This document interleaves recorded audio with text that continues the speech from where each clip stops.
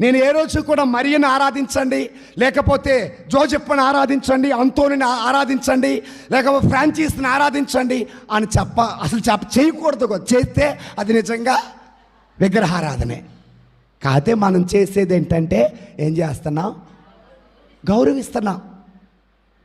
ఏమని గౌరవిస్తున్నావు? ఈ రోజున ఇంత ధైర్యంగా ఈ గుళ్ళో కూర్చొని వాక్యం వింటున్నావంటే అది నీ గొప్పతనం కాదు. మన పూర్వీకులు దేశాలు దాటి ఖండాలు దాటి ఇక్కడికి వచ్చి దేవుని వాక్యం బోధించారు కాబట్టి దేవాలయాలు కట్టుకున్నాం, పిల్లలు చదువుకున్నారు, మీరు చదువుకున్నారు, కాస్త ధైర్యంగా ప్రార్థన చేయగలుగుతున్నారు. ఎంతోమంది పితామహులు కష్టపడ్డారు, విశ్వాస బీజాలు నాటారు. కాబట్టి వాళ్ళని ఎప్పుడు మర్చిపోవాలి. మనం మర్చిపోతేనే మనకి సాటిస్ఫాక్షన్.